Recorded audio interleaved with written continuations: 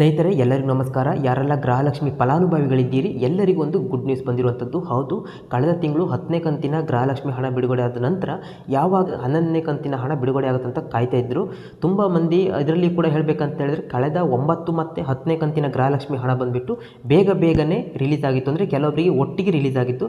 But 11ನೇ ಕಂತಿನ ಗೃಹಲಕ್ಷ್ಮಿ ಹಣ ಸ್ವಲ್ಪ ಟೈಮ್ ತಗೊಳ್ತು ಅಂತ ಹೇಳ್ಬೋದು. ಹಾಗಾಗಿ ತುಂಬ ಮಂದಿ ರಾಜ್ಯದ ಫಲಾನುಭವಿ ಗೃಹಲಕ್ಷ್ಮಿ ಯೋಜನೆ ಫಲಾನುಭವಿಗಳು ಕಾಯ್ತಾ ಇದ್ರು ಯಾವಾಗ ಬಿಡುಗಡೆ ಆಗುತ್ತೆ ಅಂತ. ಇವಾಗ ಬಂದಿರುವಂಥ ಮಾಹಿತಿ ಪ್ರಕಾರ ಇವತ್ತಿನಿಂದನೇ 10 ಜಿಲ್ಲೆಗಳಿಗೆ, ಅಂದರೆ ಮೊದಲ ಹಂತದಲ್ಲಿ ಕರ್ನಾಟಕ ರಾಜ್ಯದ 10 ಜಿಲ್ಲೆಗಳಿಗೆ ಇವತ್ತಿನಿಂದನೇ ಬಿಡುಗಡೆ ಪ್ರಾರಂಭ ಆಗ್ತಿದೆ. ಈ 10 ಜಿಲ್ಲೆಗಳಿಗೆ ಬಿಡುಗಡೆ ಕಂಪ್ಲೀಟ್ ಆಗಿ ಮುಗಿದ ನಂತರ ಉಳಿದ ಜಿಲ್ಲೆಗಳಿಗೆ 2ನೇ ಹಂತದಲ್ಲಿ ಗೃಹಲಕ್ಷ್ಮಿ ಯೋಜನೆಯ 11ನೇ ಕಂತಿನ 2,000 ರೂಪಾಯಿ ಹಣ ಬಿಡುಗಡೆ ಆಗ್ತಿದೆ. ಹಾಗಾದರೆ ಈ ಮೊದಲ ಹಂತದಲ್ಲಿ ಬಿಡುಗಡೆ ಆಗ್ತಿರುವಂಥ ಈ 10 ಜಿಲ್ಲೆಗಳು ಯಾವುವು ನಿಮಗೆ ತಿಳಿಸ್ಕೊಡ್ತೀನಿ. ಜೊತೆಗೆ ನಿಮ್ಮ ಮೊಬೈಲ್ನಲ್ಲಿ ಗೃಹಲಕ್ಷ್ಮಿ ಹಣ 11ನೇ ಕಂತಿನ ಹಣ 2,000 ಬಂದಿರುವಂಥ ಸ್ಟೇಟಸನ್ನು ಯಾವ ರೀತಿ ನೀವು ಮೊಬೈಲಲ್ಲಿ ಸುಲಭದಲ್ಲಿ ಚೆಕ್ ಮಾಡ್ಬೋದು, ನಿಮಗೆ ಸಂಪೂರ್ಣವಾದ ಮಾಹಿತಿಯನ್ನು ಇವತ್ತಿನ ವಿಡಿಯೋ ತಿಳಿಸ್ಕೊಡ್ತೀನಿ. ಹಾಗಾಗಿ ಯಾರೆಲ್ಲ ಗೃಹಲಕ್ಷ್ಮಿ ಯೋಜನೆಯ ಫಲಾನುಭವಿಗಳಿದ್ದೀರಿ ಯಾರು ಕೂಡ ವಿಡಿಯೋನ ಸ್ಕಿಪ್ ಮಾಡಬೇಡಿ. ಕೊನೆ ತನಕ ನೀವು ನೋಡಿದರೆ ಕಂಪ್ಲೀಟ್ ಇನ್ಫಾರ್ಮೇಷನ್ ಅರ್ಥ ಆಗುತ್ತೆ. ಹಾಗಾಗಿ ಯಾರು ಕೂಡ ಸ್ಕಿಪ್ ಮಾಡಬೇಡಿ. ಅದೇ ರೀತಿ ಸ್ನೇಹಿತರೆ, ಯಾರೆಲ್ಲ ಮೊದಲ ಬಾರಿ ನೋಡ್ತಿದ್ರಿ ಪ್ರತಿಯೊಬ್ಬರು ನಮ್ಮ ಚಾನಲ್ಗೆ ಸಬ್ಸ್ಕ್ರೈಬ್ ಮಾಡ್ಕೊಳ್ಳಿ. ನಿಮಗೆ ಗೊತ್ತಿದ್ದಾಗಲೇ ನಮ್ಮ ಚಾನಲಲ್ಲಿ, ಈ ಪುಣ್ಯಭೂಮಿ ಚಾನಲಲ್ಲಿ ಯಾವುದೇ ಒಂದು ಫೇಕ್ ಸುದ್ದಿಯನ್ನು ನಾವು ಅಪ್ಲೋಡ್ ಮಾಡಲ್ಲ. ಯಾವುದೇ ಒಂದು ಮಾಹಿತಿ ಶೇರ್ ಮಾಡಿದರೂ ಕೂಡ ಅದು ಅಧಿಕೃತವಾದ ಮಾಹಿತಿಯನ್ನು ಶೇರ್ ಮಾಡ್ತೀವಿ. ಯಾವುದೇ ಒಂದು ಸುಳ್ಳು ಸುದ್ದಿಯನ್ನು ಮಾಹಿತಿಯನ್ನು ನಾವು ಶೇರ್ ಮಾಡಲ್ಲ.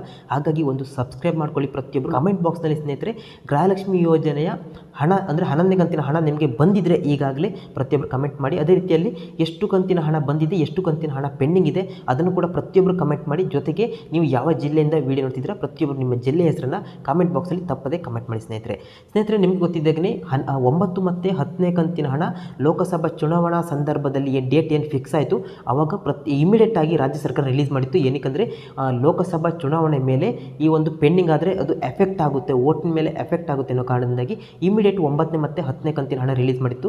ಅದಾದ ನಂತರ 11ನೇ ಕಂತಿನ ಹಣ ತುಂಬ ಡಿಲೇ ಆಯಿತು. ಜೊತೆಗೆ ಲೋಕಸಭಾ ಚುನಾವಣೆ ಬಂದ ನಂತರ ಒಂದು ಸೋಷಿಯಲ್ ಮೀಡಿಯಾದಲ್ಲಿ ಒಂದು ಸುದ್ದಿ ಬಂದಿತ್ತು, ನಿರೀಕ್ಷಿತ ಸ್ಥಾನ ಸಿಗಲಿಲ್ಲ ಲೋಕಸಭಾ ಚುನಾವಣೆಯಲ್ಲಿ. ಹಾಗಾಗಿ ಒಂದು ಸುದ್ದಿ ಬಂದಿರುವಂಥದ್ದು, ರಾಜ್ಯ ಸರ್ಕಾರ ಗ್ಯಾರಂಟಿ ಯೋಜನೆಯನ್ನು ಕೈ ಬಿಡುತ್ತಾ ಅಂತ ಒಂದು ಸುದ್ದಿ ವೈರಲ್ ಆಗಿತ್ತು. ಬಟ್ ಇದ್ರ ಬಗ್ಗೆ ಕೂಡ ಸಚಿವರು ಸ್ಪಷ್ಟನೆ ಮಾಡಿರುವಂಥದ್ದು, ಸದ್ಯದಲ್ಲಿ ಯಾವುದೇ ಕಾರಣಕ್ಕೂ ಗ್ಯಾರಂಟಿ ಯೋಜನೆಗಳನ್ನು ಕೈ ಬಿಡಲ್ಲ, ಚಿಂತೆ ಮಾಡುವಂಥ ಅಗತ್ಯ ಇಲ್ಲ. 5 ವರ್ಷದವರೆಗೂ ಕೂಡ ಗೃಹಲಕ್ಷ್ಮಿ ಯೋಜನೆ ಇರ್ಬೋದು, ಅನ್ನಭಾಗ್ಯ ಯೋಜನೆ ಇರ್ಬೋದು, ಶಕ್ತಿ ಯೋಜನೆ ಇರ್ಬೋದು, ಅಂದರೆ ಉಚಿತ ಬಸ್ ಇರ್ಬೋದು, ಎಲ್ಲವೂ ಕೂಡ 5 ವರ್ಷದವರೆಗೆ ಇರುತ್ತೆ, ಚಿಂತೆ ಮಾಡುವಂಥ ಅಗತ್ಯ ಇಲ್ಲ ಅಂತ ಸಚಿವರು ಸ್ಪಷ್ಟನೆ ಮಾಡಿರುವಂಥದ್ದು. ಇದರ ಜೊತೆಗೆ ಇವಾಗ ನಿಮಗೆ 10 ಜಿಲ್ಲೆಗಳಿಗೆ ಗೃಹಲಕ್ಷ್ಮಿ ಯೋಜನೆಯ 11ನೇ ಕಂತಿನ ಹಣ ಬಿಡುಗಡೆ ಮಾಡ್ತಿರುವಂಥದ್ದು. ಅದು ಕೂಡ ಇವತ್ತಿನಿಂದಲೇ ಬಿಡುಗಡೆ ಆಗ್ತಿರುವಂಥದ್ದು. ಆ ಜಿಲ್ಲೆಗಳು ಯಾವುದಂತ ನಿಮಗೆ 1 ಬೈ 1 ತಿಳಿಸ್ಕೊಡ್ತಾ ಹೋಗ್ತೀನಿ. ಬೆಂಗಳೂರು ದಕ್ಷಿಣ, ಬೆಂಗಳೂರು ಉತ್ತರ, ಬೆಂಗಳೂರು ಗ್ರಾಮಾಂತರ, ಉಡುಪಿ, ದಕ್ಷಿಣ ಕನ್ನಡ, ಚಾಮರಾಜನಗರ, ಹಾಸನ, ಚಿಕ್ಕಮಗಳೂರು, ತುಮಕೂರು, ಬೆಂಗಳೂರು ಕೇಂದ್ರ. ಈ 10 ಜಿಲ್ಲೆಗಳಿಗೆ ಇವಾಗ ಗೃಹಲಕ್ಷ್ಮಿ ಯೋಜನೆಯ 11ನೇ ಕಂತಿನ 2,000 ರೂಪಾಯಿ ಹಣ ಮೊದಲ ಹಂತದಲ್ಲಿ ಬಿಡುಗಡೆ ಆಗ್ತಿದೆ. ನಾನು ಎಷ್ಟು ಇವಾಗ ಹೇಳಿದ್ನಲ್ಲ, ಇದು ಬಿಟ್ಟು ಉಳಿದಿರುವಂಥ ಜಿಲ್ಲೆಗಳಿಗೆ 2ನೇ ಹಂತದಲ್ಲಿ ಬಿಡುಗಡೆ ಆಗ್ತಿದೆ. ಹಾಗಾಗಿ ನಾನು ಹೇಳಿರುವಂಥ ಈ ಜಿಲ್ಲೆಯವರು ಈ ಕೂಡಲೇ ನೀವು ಸ್ಟೇಟಸನ್ನು ಚೆಕ್ ಮಾಡ್ಕೊಳ್ಳಿ, DBT ಸ್ಟೇಟಸನ್ನು. ಏನಕ್ಕೆ ಇವತ್ತಿನಿಂದನೇ ನಿಮಗೆ ಗೃಹಲಕ್ಷ್ಮಿ ಯೋಜನೆ 11ನೇ ಕಂತಿನ ಹಣ ಈ 10 ಜಿಲ್ಲೆಗಳಿಗೆ ಬಿಡುಗಡೆ ಆಗ್ತಿರುವಂಥದ್ದು.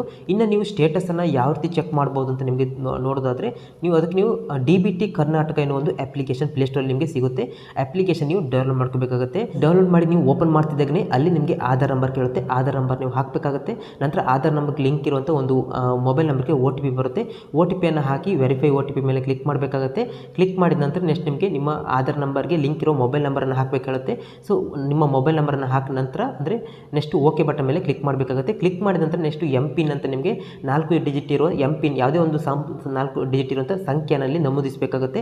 ಅದಾದ ನಂತರ ಕೆಳಗೆ ಸಬ್ಮಿಟ್ ಬಟನ್ ಮೇಲೆ ಕ್ಲಿಕ್ ಮಾಡಬೇಕಾಗುತ್ತೆ. ಕ್ಲಿಕ್ ಮಾಡಿದ ನಂತರ ನೆಕ್ಸ್ಟ್ ನಿಮಗೆ ಅಲ್ಲಿ ಸೆಲೆಕ್ಟ್ ಬೆನಿಫಿಷರಿ, ಅಂದರೆ ಯಾರ ಹೆಸರಲ್ಲಿ ಗೃಹಲಕ್ಷ್ಮಿ ಯೋಜನೆ ಹಣ ಬರಬೇಕು, ಸೊ ಅವರ ಹೆಸರಿನಲ್ಲಿ ಸೆಲೆಕ್ಟ್ ಮಾಡಬೇಕಾಗುತ್ತೆ.